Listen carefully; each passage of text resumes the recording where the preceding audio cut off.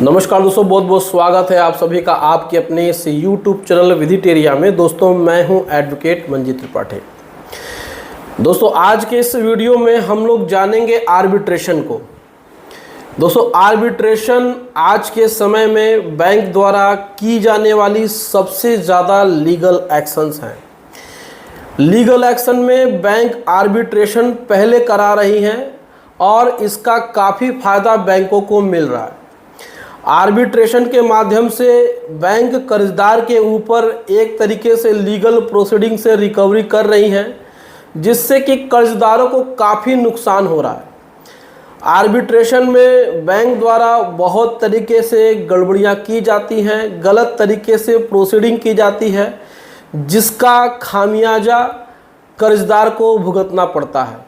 तो आज के इस वीडियो में हम कुछ ऐसी बातें आपको बताएंगे आर्बिट्रेशन के बारे में, जिसमें कि आपको पता चलेगा कि आपको क्या क्या इसमें नुकसान होता है और किस तरीके से आप अपना बचाव कर सकते हैं।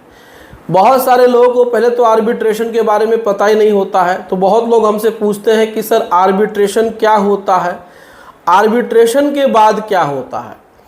तो आज के इस वीडियो में पूरी तरीके से हर टॉपिक को कवर करने की कोशिश करेंगे। अगर कुछ चीज़ें छूट जाएंगी तो उसको अगली वीडियो में हम आपको बताने की कोशिश करेंगे। तो आज हम लोग सिंपल भाषा में समझने की कोशिश करेंगे कि आर्बिट्रेशन प्रोसीडिंग्स क्या होती है। देखिए, जब भी आप कोई अनसिक्योर्ड लोन लेते हैं, देखिए आर्बिट्रेशन हमेशा खासकर अनसिक्योर्ड लोन के मामले में होता है, क्योंकि अगर आपका सिक्योर लोन है तो बैंक आपके सिक्योर लोन के अगेंस्ट में सरफेसी एक्ट का इस्तेमाल करती है। रिकवरी के लिए सरफेसी एक्ट होता है, जिसमें कि आप सभी जानते हैं कि मॉर्गेज प्रॉपर्टी की नीलामी करके बैंक अपनी रिकवरी करता है। लेकिन जहां पर किसी प्रकार से कोई भी मॉर्गेज नहीं है, कोई भी सिक्योरिटी नहीं है, वो अनसिक्योर्ड लोन है, तो बैंक अपनी रिकवरी कैसे करेगा। तो बैंक सबसे ज़्यादा कारगर जो हथियार के रूप में इस्तेमाल कर रहे हैं वो है आर्बिट्रेशन। आर्बिट्रेशन का मतलब होता है मध्यस्थता। दो व्यक्तियों के बीच में एक व्यक्ति को नियुक्त किया जाता है कि दोनों पक्षों को सुनता है। यानी ए और बी के बीच में कोई डिस्प्यूट है तो सी जो व्यक्ति होता है वह इस चीज़ को सुनेगा और अपना विवेक का इस्तेमाल करेगा और एक निर्णय देगा जो दोनों पक्षों को मान्य होगा। लेकिन बैंक द्वारा जो आर्बिट्रेशन करा जाता है उसका सिद्धांत बिल्कुल अलग है। आज के समय में प्रैक्टिकल रूप से देखा जाए तो बैंक एक तरफा आर्बिट्रेशन कराता है, क्योंकि आर्बिट्रेशन एंड कंसिलिएशन एक्ट 1996 के प्रोविजंस में ये कहा गया है कि बैंक अगर किसी मध्यस्थ को यानी किसी आर्बिट्रेटर को अपॉइंट करता है तो जिस व्यक्ति के खिलाफ आर्बिट्रेशन करना है यानी कि जो कर्जदार है उसकी भी सहमति लेनी ज़रूरी है। तो कुछ ऑप्शंस आपको दिए जाने चाहिए। तो यहाँ पर आर्बिट्रेटर को चुनने का आपका स्वतंत्र अधिकार होना चाहिए, जबकि बैंक ऐसा काम नहीं कर रहे हैं। वो एक आर्बिट्रेटर अपने ही किसी व्यक्ति को चुन करके आर्बिट्रेशन प्रोसीडिंग स्टार्ट कर दे रहा है। दूसरी बात इसमें यह है कि आर्बिट्रेशन में हमेशा आपको फिजिकल अपीयर होने की ज़रूरत होती है, लेकिन बैंक ये भी कर रहे हैं कि या तो आर्बिट्रेशन आपके शहर से हजारों किलोमीटर दूर कर रहे हैं या फिर आपको ऑनलाइन आर्बिट्रेशन करा रहे हैं। अब मान के चलिए कि आप शहर में रह रहे हैं, आप एक पढ़े लिखे व्यक्ति हैं, आप जेन्युइन तरीके से आप सब कुछ जानते हैं, तो आर्बिट्रेशन आपके लिए दिक्कत करने वाली नहीं है। आप ऑनलाइन अपने मोबाइल से, अपने लैपटॉप से या फिर किसी भी डिजिटल माध्यम से अपीयर होकर के आर्बिट्रेशन की प्रोसीडिंग में आप पार्टिसिपेट कर सकते हैं। लेकिन कुछ लोग ऐसे होते हैं जो डिजिटल ज्ञान उनके पास नहीं है, यानी कि उनको ऑनलाइन चलाना नहीं आता है डिवाइस को, वो ऑनलाइन आर्बिट्रेशन में पार्टिसिपेट नहीं कर सकते हैं। गांव, कस्बों और देहातों में भी जो लोग लोन लेते हैं उनके खिलाफ भी बैंक आर्बिट्रेशन करा रही है। जहां पर बिजली की व्यवस्था बहुत ज़्यादा नहीं है, इंटरनेट की स्पीड बहुत अच्छी नहीं है, अब उनको आप जूम ऐप के माध्यम से आप आर्बिट्रेशन करा रहे हैं, तो वो ऑनलाइन कैसे इस चीज़ को संभालेंगे, वो समझेंगे ही नहीं आपकी प्रोसीडिंग को।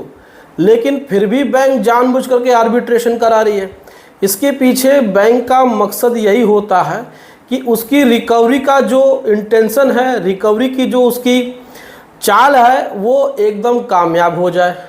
अब आर्बिट्रेशन में जो लोग भाग लेते भी हैं तो वो देखते हैं कि आर्बिट्रेशन में वो बैठे हुए हैं और सामने चीज़ें चल रही हैं, लेकिन कोई भी सामने आने वाला नहीं है, यानी कोई सामने होता ही नहीं है। आप 10 मिनट से 15 मिनट, आधे घंटे बैठे रह गए और कोई नहीं आया ऑनलाइन में, लेकिन उस चीज़ की वो कहते हैं कि भाई हमने आर्बिट्रेशन कराया। आर्बिट्रेशन में आपकी बातें नहीं सुनी जाती हैं, आप ऑब्जेक्शन कितना भी करते रह जाइए वो नहीं मानते हैं, वो आपको धमकाते हैं। तो इस तरीके से आर्बिट्रेशन की प्रोसीडिंग्स बैंक आजकल करा रहे हैं। सबसे बड़ी समस्या ये है कि आर्बिट्रेशन के बाद क्या होता है, आर्बिट्रेशन के बाद की प्रोसीडिंग क्या है, इसको भी तो समझना जरूरी है। क्योंकि आर्बिट्रेशन में जो आदेश दिया जाता है उसको कहा जाता है अवॉर्ड। उस अवॉर्ड में आपके खिलाफ जो रिकवरी अमाउंट होता है उसी को रिकवर करने के लिए आपके नज़दीकी सिविल कोर्ट में एक बार फिर से केस फाइल किया जाता है, जिसको कि बोला जाता है एग्जीक्यूशन ऑफ अवॉर्ड।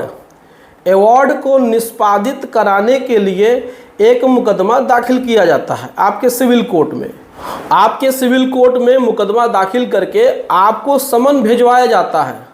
अब जितने का अवॉर्ड इशू हुआ है प्लस उसमें लीगल खर्चे प्लस अन्य खर्चों को जोड़ करके बैंक आपसे उतने अमाउंट की रिकवरी कराता है। अब वो रिकवरी अमाउंट के लिए आपके पास समन्स आते हैं, फिर आप उस समन पे अपीयर होइए। आपको एफिडेविट देने के लिए कहा जाता है, अपना उसमें रिटन स्टेटमेंट लगाइए। तो उसमें जितने अमाउंट का आपको अवॉर्ड इशू होगा उतना आपको एफिडेविट लगाना होगा और फिर आप उसमें सेटलमेंट भी कर सकते हैं, अपनी बातें रिटन स्टेटमेंट में भी लगा सकते हैं। तो ये पूरी की पूरी प्रक्रिया होती है एक आर्बिट्रेशन प्रोसीडिंग की। तो हमेशा याद रखिएगा कि आर्बिट्रेशन के माध्यम से बैंक यह साबित करने की कोशिश करता है कि हमने सामने वाले को मौका दिया, समय दिया, लेकिन सामने वाले कर्जदार ने इसको सही तरीके से नहीं लिया, गंभीरता से नहीं लिया, पैसा पेमेंट नहीं किया, इसलिए ये इतना अमाउंट हमको चाहिए। तो वही रिकवरी अमाउंट के लिए वो लोग अवॉर्ड इशू करा लेते हैं, फिर वो आपके सिविल कोर्ट में आता है। तो ये सारी प्रोसीडिंग्स होती हैं। तो दोस्तों, जानकारी आपको कैसी लगी कमेंट करके ज़रूर बताएं। वीडियो अच्छी लगी हो वीडियो को लाइक और इसे शेयर ज़रूर करें और हमारे चैनल को सब्सक्राइब करके हमें सपोर्ट ज़रूर प्रदान करें। चलिए मिलते हैं अगली वीडियो में एक नए टॉपिक के साथ। तब तक आप अपना और अपने पूरे परिवार का ध्यान ज़रूर रखिए। Thank you so much. जय हिंद दोस्तों।